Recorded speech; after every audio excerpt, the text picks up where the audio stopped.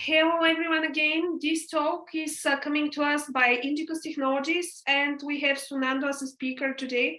He will talk a little bit more about leveraging Cloudstack and Apiculus, and his talk is focused on cloud service providers. So welcome, Sunando. Nice to have you at the conference. Hey, thanks, Yvette. Thanks for having me here. So hi, everyone. Good morning, good afternoon, good evening, depending on where you're in the world. So today, what I'm going to do is talk about Cloudstack and how we have built a platform on top of Cloudstack, which we are working with cloud providers globally and helping them build a profitable cloud business. So before I get into my talk, thanks to all the sponsors who have come here and helping us out with this event. Big thanks to all of you. Before I get to the product, a bit about me. So I'm based in India. I am here to stay with my family in a city called Gurgaon. I love traveling the world. I'm a mountain freak. If I'm not at work, you'll see me in some mountain somewhere in India or outside. As Yvette mentioned, I run IndiQus Technologies. We are a cloud integrator and a cloud platform provider. We have a 45-member team currently working from all over India. We are a 100% remote company. Pre-COVID, we did have an office, but then post-COVID, we realized remote makes a lot of sense. So since then, we have a team spread across 15 cities in India, and we're doing some amazing work in the cloud space. Outside of work, I'm very passionate about motorcycling. I take my bike to every part of the country. Last year, I went to one of the highest roads in the world at a height of 18,600 feet. So pretty proud of that. So that's my big thing outside of work. So coming to today's agenda and why this topic and why it is important from the context of cloud service providers. First and foremost, we've been enabling cloud service providers for 9 years. That's our biggest segment. I would say 80% of our customers come from the cloud service provider segment. And before that also, I've been working with service providers for at least 3 years in the cloud space. And my entire career has been in the service provider domain. So we have about 12 years of building and selling cloud. So essentially seen a lot in this space happening over the last decade or so. As IndiQus, we have practically been across the world. I would say apart from Western Europe, we have customers everywhere else, Asia, Africa, Latin America, US, and Eastern Europe also. So we've got a fairly good exposure in terms of what works, what doesn't work in the cloud business. And so that gives us a lot of insights into a lot of stuff. And we've also seen many use cases, small and medium businesses, large enterprises, hyperscale requirements, and we've tried to address a lot of those requirements for our customers. So what we're going to do today is use all those learnings from all these, over the last 9 years and use them to bust some myths. And there are a lot of myths which exist in the space. So I picked up, I think, 4 of them in my presentation today. And I'm going to talk about them over here. And then at the end, also share some learnings from our work which we have done over the last 9 years. We work with 20+ service providers, over 30+ production Cloudstack deployments all over the world. So sharing our learnings from there. So let's get started with busting some myths.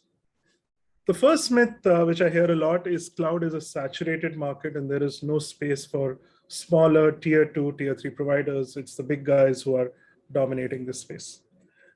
Well, the reality is that today, if you segment the cloud business, yes, 70% of the business is being dominated by the top 4 guys, which is AWS, Azure, Google, and Alibaba, the hyperscalers, really.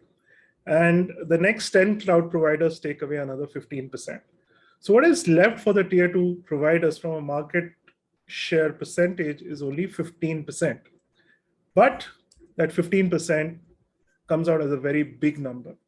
As of last year, the overall cloud infrastructure market was $164 billion.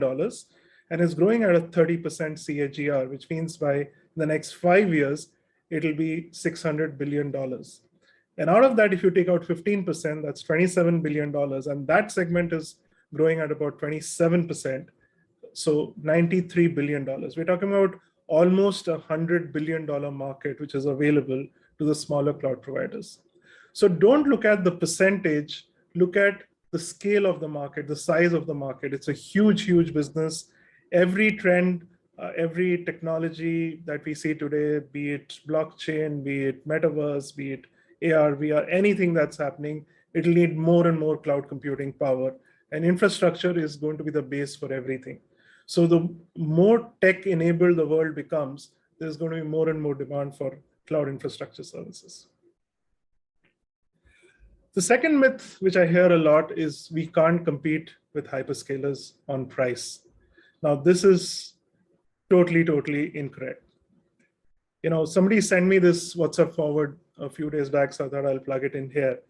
So hyperscalers are expensive, as they have to maintain a significant amount of buffer capacities in their cloud to deliver on their promise of unlimited infrastructure. Every hyperscaler says that you can scale up, we offer unlimited elasticity. But in the real world, most business applications, enterprise applications, don't need that kind of elasticity. Only web-facing applications, e-commerce portals, or any kind of big data workloads, or applications which have very high end user B2C products, etc., demand that kind of elasticity. B2B applications typically don't really need a lot of elasticity. So the right strategy for any service provider is to go multi-cloud. And when you look at the multi-cloud strategy, which means that you look at static workloads running on private or smaller public clouds, which are more cost-effective, and elastic and big data workloads essentially going towards hyperscalers. I know I'm generalizing the use cases here, but this is at a very high level. So you can essentially segment your entire business workloads into two kinds, stuff that will need a lot of elasticity and a lot of capacities, which are only available with hyperscalers and large cloud providers, and static workloads and private, which can run very easily on private and smaller public clouds. The real differentiator is to identify your niche, and that is what will give you a winning strategy when you're competing against cloud providers.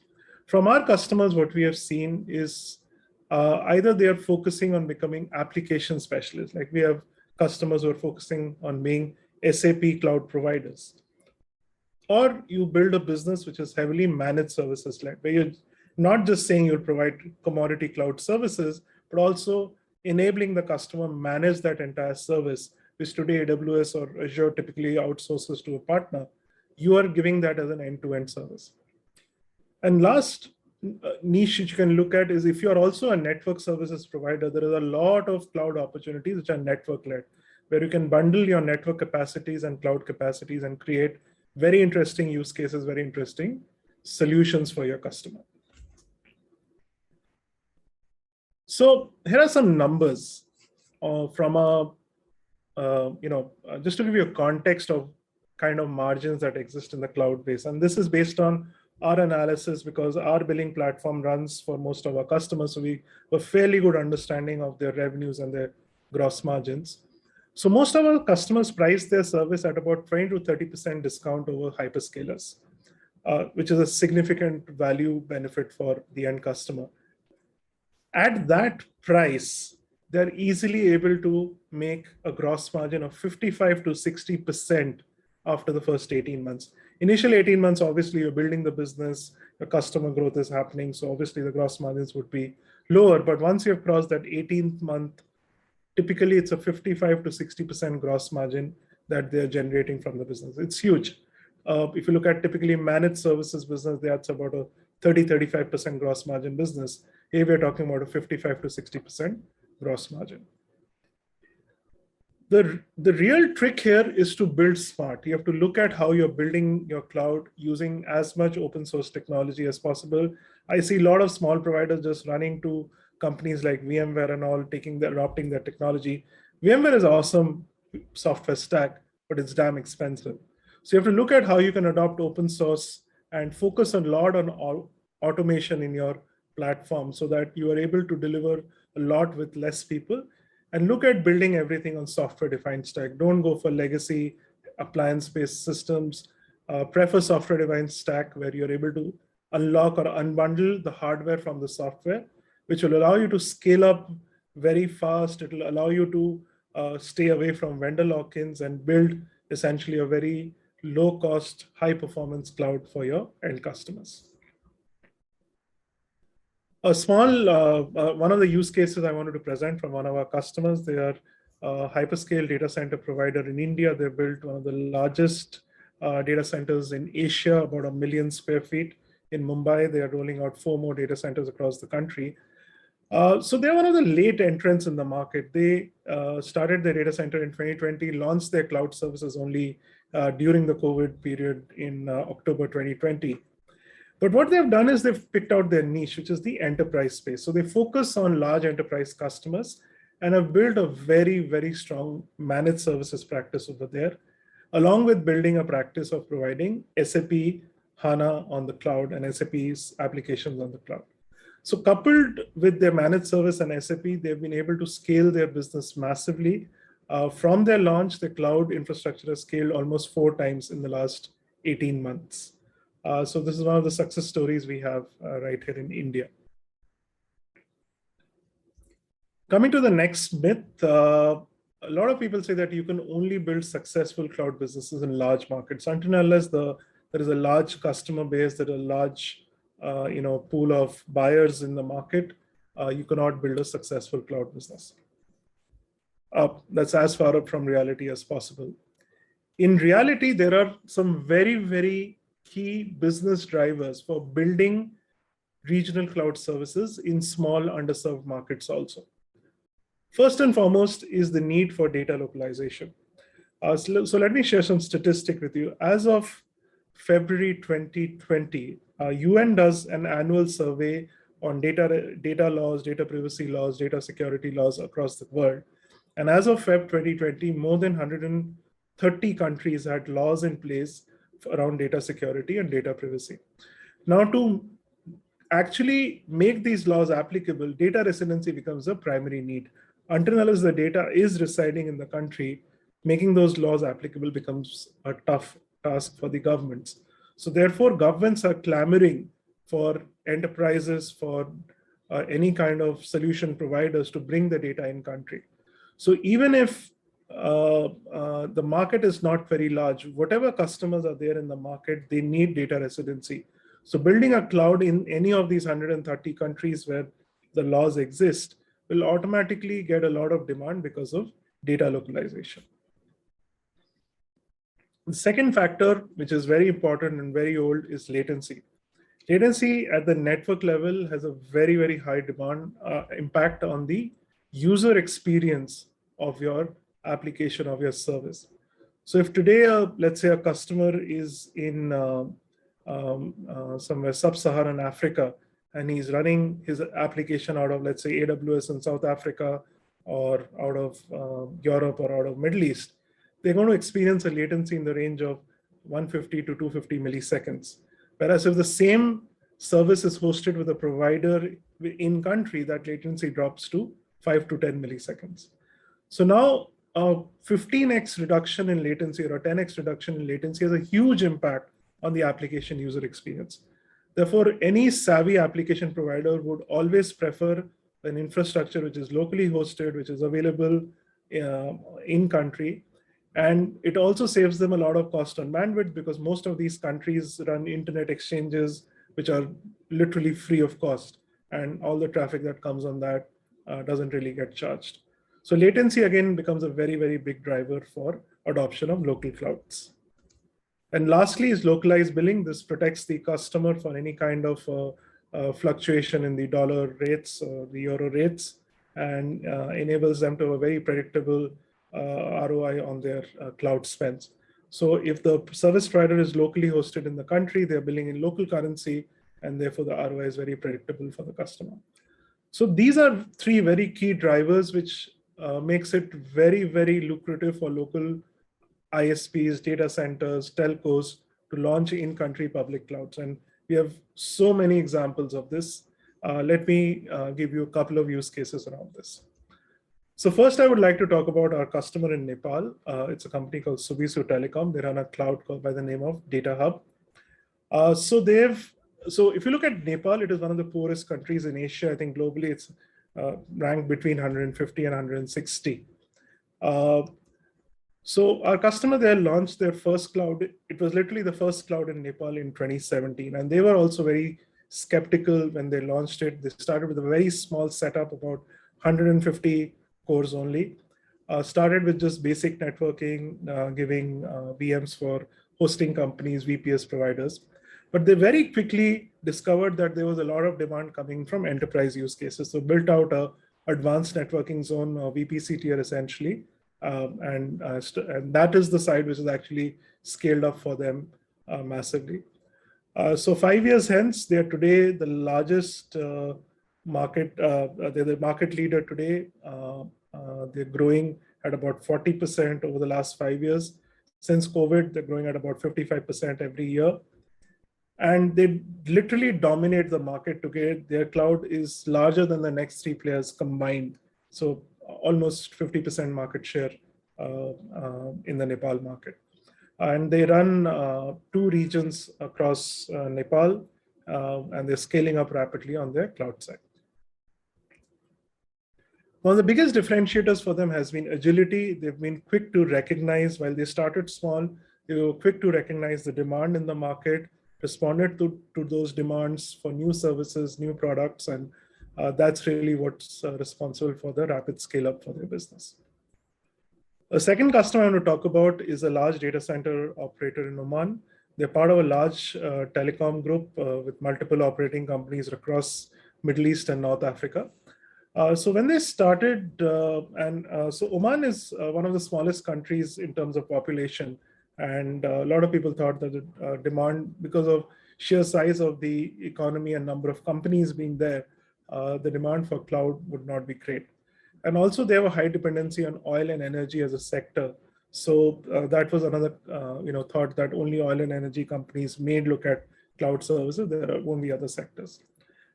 So they launched their services in 2018. They were challenging the incumbent, the largest telco in Oman, and who were running a sort of a VPS/cloud business for some time. So initially the growth was a bit slow for them, but within a couple of years, they cracked some massive opportunities in the government sector. And today, they are the #1 cloud provider in Oman. Initially, they were focusing on large enterprises, but they are now also looking to target the SME business and building another cloud for the SME customers. Okay, now the fourth myth, and this is something a bit controversial, but anyways, I'll just put it out there. I hear it from a lot of people, a lot of customers, a lot of prospects that why not OpenStack? OpenStack is the best orchestrator, and if you have to build a public cloud, it is really, no questions asked, it's the best option. Honestly, I sincerely disagree with that statement. So we have not been a Cloudstack shop from day one. We were working on Cloudstack from day one, but we've also done quite a lot of work on OpenStack also. But while we were managing OpenStack customers, we realized that it is expensive. OpenStack is not for the faint-hearted. You really have to invest a lot of engineering time and a lot of people. And we actually did a benchmark a few years back where we realized that to run a similar size OpenStack environment vis-a-vis a Cloudstack environment, your operations cost is actually 3 times more, 300% more than OpenStack. The amount of time you invest in troubleshooting, in building and managing an OpenStack environment is 3x more. So a few years back, I think in 2018, we took a conscious decision to move out of OpenStack and build everything on Cloudstack. And this is something which customers are also realizing very much, that it takes a lot of effort to build and manage an OpenStack environment. Secondly, it is way too many moving parts. So when people think of OpenStack, they think software, but in reality, OpenStack is not a software. It's a bunch of tools, a bunch of softwares which are loosely linked and needs a very large team to deploy and manage. And moreover, with so many vendor distros available, there is Red Hat, there is Mirantis, and quite a few others, Ubuntu. None of these distros are interoperable. No vendor will commit that, okay, if you install my distro and tomorrow you want to go to some other distro, it isn't, you can easily make that migration. It is just not possible. So because of these too many services, too many moving parts, the interoperability goes through the roof. So once you have actually aligned with a vendor distro, you're sort of locked into that option. The third problem, and which I've seen, and this is a consistent behavior I have seen, and you can also check with customers who are running OpenStack. Once they have deployed an LTS version of the product, they are running that for years and years without upgrading. Well after the community has stopped supporting that version, they are still running on that because it is really a pain to upgrade an OpenStack environment. And so many customers we go and talk to, and one of the reasons they want to move out of OpenStack is this, because they find they've tried to upgrade it and they've failed and something doesn't work, something doesn't happen. And that really makes it very tough for them to manage that environment. And because it has many components and a lot of services which are homegrown, but if you look at what is really production grade or production ready, it is only 50% of them, I would say. I'm just taking a general guess, but I would say 50% of them. And this is very evident when you look at the commercial versions of OpenStack. So if you go to a Red Hat and ask them, do you support all the modules in the OpenStack project? The answer is a big no. It is only a limited number of modules within the OpenStack project they support commercially. And same goes for the other vendors. So when you look at OpenStack, yes, you see so many projects, so many offerings, so many solutions. But in reality, when you look at what is production ready, what you can really deploy, especially when you're looking at building a public cloud, it's a very, very limited number of projects which are available. So what are the benefits of building on Cloudstack? What I really love about Cloudstack is it's a single software install. It's a single package, single product, very easy to deploy, very easy to upgrade, very easy to manage. And when we are running so many so many customers across the world who have limited technical expertise, who really don't understand cloud management so well, we want to keep their life simple and easy, and therefore Cloudstack really works for them.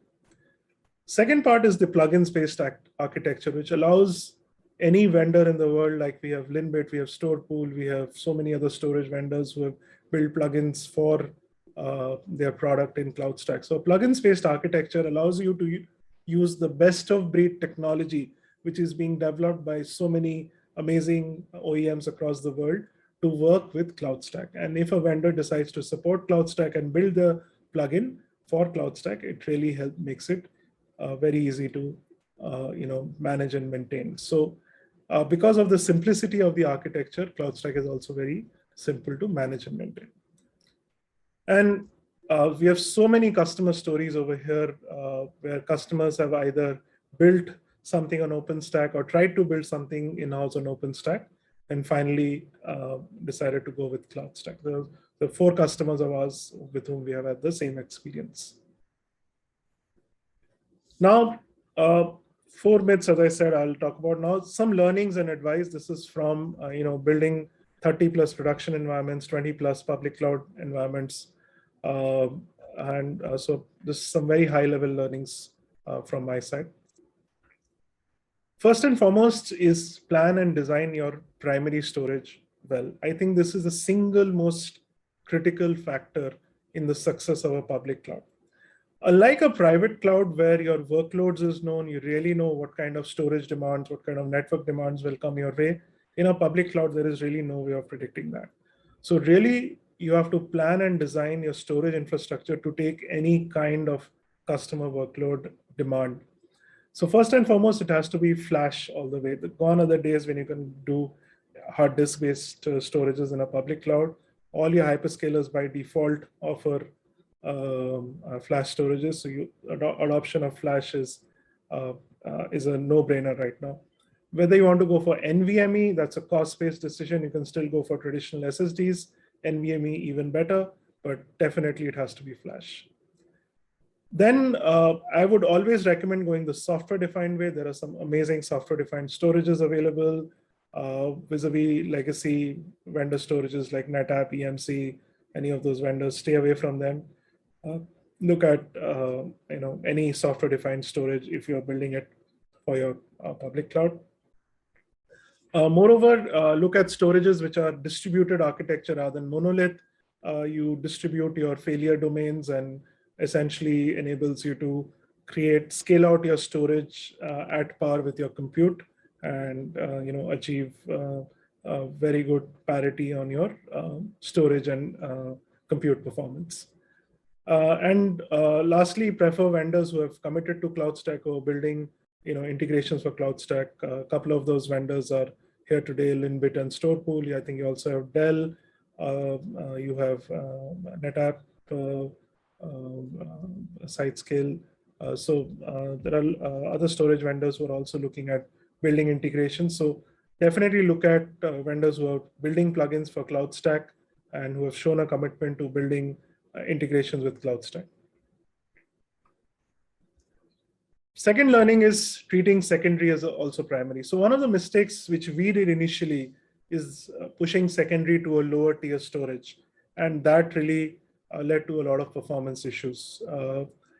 We very soon corrected that and started pushing secondary on flash also. So what is secondary storage in Cloudstack all about? It is the storage which stores all your templates, all your snapshots, your ISOs. Now, when you push this to a secondary storage, it has a major impact on VM provisioning times and snapshot times. And trust me, in our public cloud, you really don't know what kind of VM disk sizes will come your way. We have had customers who have deployed 2 TB VMs, or they've created multiple partitions and created 8 TB disks. And now they want to take a snapshot of that. And once they start a snapshot on a low performance drive, it really starts affecting the entire secondary storage performance. So we would strongly recommend look at flash, using flash or your primary storage box for your secondary storage services also. At the same point of time, plan a separate storage for backup. Design your backup for not just the management stack, but also for the customer workloads, because customers today by default demand backup services, especially from smaller cloud providers, because they're expecting that as a managed service. So as a default offering, you should have a infrastructure available, which is a separate storage box for the backup services. Obviously, this need not be a very high performance storage. You can look at using HDD-based storages. Again, software-defined ZFS works very well for backup. So we typically deploy ZFS-based storage for backups. Then on the network side, I think time has come to move up from 10G to 25G. Essentially, costs are same if you look at the total cost of your network gear, and the extra bandwidth allows you for significant amount of network consolidation. So even if you're deploying VPC networks where you want to segregate all your networks on separate virtual domains, simply having 25G ports reduces your cabling complexity, your port requirements, just makes life simple for everyone. So definitely look at upgrading your top of rack network to 25G. 10G is going outdated very soon. And lastly, hyperconverged infrastructure. I think that is something which is coming up very strongly, especially for edge cloud use cases where you're setting up a very small hardware footprint. You want the networking to be simple. You want to deliver very high performance, and you want to keep it low cost. So what we do is we use software-defined storage and bundle it with KVM to build hyperconverged infrastructure, keeping the networking very simple. So to give you some numbers, today in equipment of about half a rack, we are able to deliver close to 200 cores, about 25 TB of storage, about 500,000 IOPS, and very high network throughputs. So edge cloud use cases are something we are seeing coming up a lot, and hyperconverged really works on the edge cloud side. Okay, so that's about sharing our knowledge over the last 9 years. Now, just to close it out a bit about what we are doing with Cloudstack and what is Apiculus all about. So if you look at the entire stack of services that essentially goes to building a public cloud service, you have the network compute storage, which is the hardware layer, or the infrastructure layer. Then you have the hypervisor, you have the CMP, the orchestrator, you have the orchestration APIs, and then an e-commerce platform essentially enables you to sell the cloud as a service. So if you look at consolidating this and converting it into a real world scenario, with Cloudstack, you get a choice of multiple hypervisors. We primarily work on KVM, VMware, Zen, XCP-ng. Cloudstack becomes the de facto choice for the orchestrator, and Cloudstack APIs sit on top of that. And then Apiculus is essentially the e-commerce platform which enables you to deliver the e-commerce services to the end customer. We also have integrated with a bunch of open source tools for the operation stack. So we use Zabbix for monitoring, we use OTRS for ticketing, and a bunch of other logging tools, etc. And then you have the CX stack, which is essentially the customer experience, the service desk, the marketing stack, etc. Again, a bunch of open source tools which we integrate with to deliver an integrated experience to the end customer. Now, if you look at how the whole thing sums up together, so Cloudstack is a very, very powerful product. It's an integrated end-to-end IaaS platform, proven at scale, global adoption. Some of the largest customers in the world are deploying. The largest current implementation that I am aware of is 15,000 hosts, very, very large user in US. So it's proven at scale. Most important, it's a time to value. Today, as a cloud provider, your primary focus is ROI. You don't want to spend a lot of time and money from the time you decide to build a cloud business to actually going live with the cloud business. So Cloudstack allows you to build the cloud environment very, very rapidly. We typically end up going from a racked hardware to a completely built cloud ready for go live service in just about 4 weeks. So that essentially enables the customer to keep his implementation costs very low.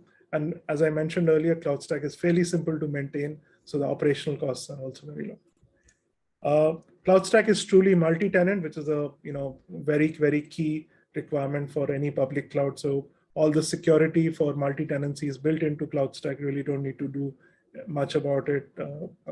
Essentially, it's all out of the box. Very importantly, the platform is completely user-led. It's a community which is very user-led, very less, or I would say zero involvement of particular vendors who are driving their agendas, like Openstack, governed by Apache, very strong governance framework, and it's completely free and open source, which enables you to stay away from any vendor lock-in and keep your costs low when you're building a service for external customers. Now to this, when you add Apiculus, you get a lot more things. You get a complete self-service portal with 100% backend automation. So you can manage your entire customer interaction. We essentially provide separate portals for the end user and the service provider administrators. So you get a complete view of the entire customer lifecycle management. So right from sign up to the entire service provisioning, subscription management, catalog marketplace, enabling the customer to buy the services, the payment gateway integration, and once they have bought the services, managing all those services from the portal itself or through APIs, all that is available right from the platform. We built a very, very comprehensive billing system. There are a lot of billing systems out there like Hostbill, WHMCS, which have sort of tried to build some integration with Cloudstack.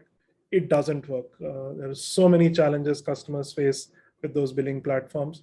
So what we have done is we built something ground up on top of Cloudstack. So we can do any kind of billing on Cloudstack, hourly billing, monthly billing, overage-based billing, usage-based, tons of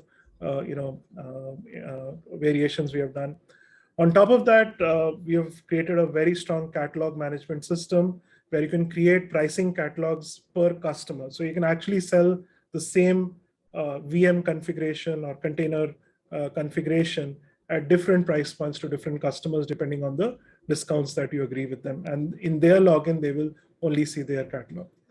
And then lastly, what we have done is build a very strong dunning or payment management feature on top of the billing. So a lot of automation around that. You can automatically suspend services, send out reminders, send out messages over SMS, over email, reminding customers on payments. So that entire post-billing to collection phase, we've done a lot of automation around that. Then we built a very good reporting and analytics layer, again, using some open source platforms. So we provide you a lot of analytics around your customers, around billing records, around your product management, which is the catalogs, around your marketing campaigns, so promos, coupons, anything that you want to, that you're giving to your customers, and then also around the service desk. So how fast your team is responding to customer tickets, how well that aspect is being managed. Then we have an integrated monitoring and service desk. We've again integrated open source tools like Zabbix and OTRS. So you don't really need to look at building a separate integration for monitoring and service desk. That's all part of the system. And then on top of Cloudstack, we also are enabling monetization of other PaaS and SaaS products. So we have written our own code for auto scaling and container as a service on top of Cloudstack. Then we support third-party overlay services like backup NDR, virtual network functions, DNS, etc. And this year we're building tons of integration in the PaaS SaaS domains. We're integrating an object storage provider or DB as a service provider on the platform. And lastly, but not the least, the platform is also multi-cloud, not just selling your own cloud. If you also are a partner for the hyperscalers, we are already integrated with AWS. We are doing Google and Azure very shortly. So it will also enable you to resell hyperscaler cloud services along with selling your own cloud. That's it for me. My LinkedIn and Twitter IDs are here. If you want to ping me there, happy to take up any queries, any questions. Over to you, Yvette. Thank you, Sunando, for the detailed comparison and talk. Really interesting insights and market statistics which you have shown. We have a few questions currently on the chat. I will start with the first one. Would you say, with the experience you got so far, that there is scope for new lightweight type of zone for edge that could be installed closer to the customer or customer's equipment? Absolutely. There's a lot of scope for edge cloud services. We are ourselves working with 3 or 4 providers who are building out large edge clouds in their markets.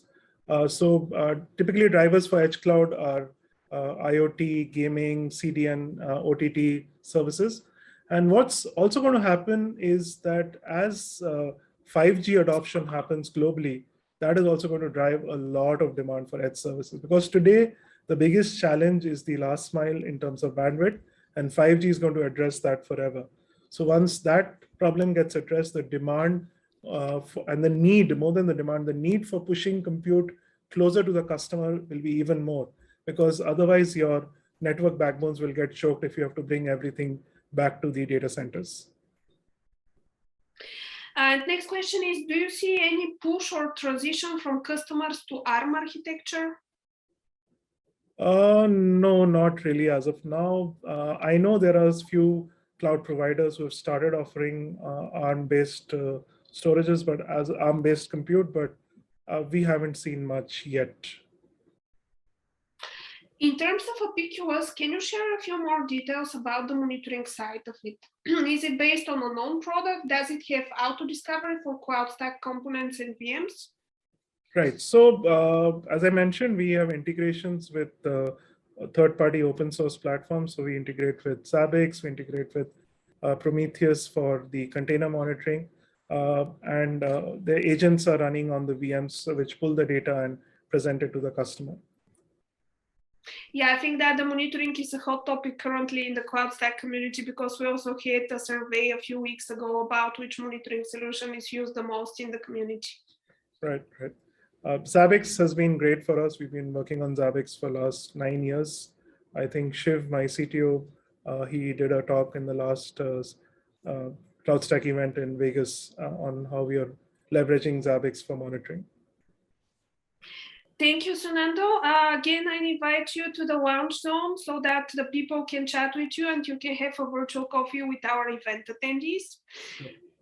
Thank you for being at the conference. Thank you. Bye-bye. Bye, Sunando. Next talk is coming from Storpool Storage and is building a DR solution with Cloudstack. It will start in approximately 15 minutes. Meanwhile, you can take your time to explore the event platform, join the newsfeed, or maybe go to the lounge zone and have some networking with other participants.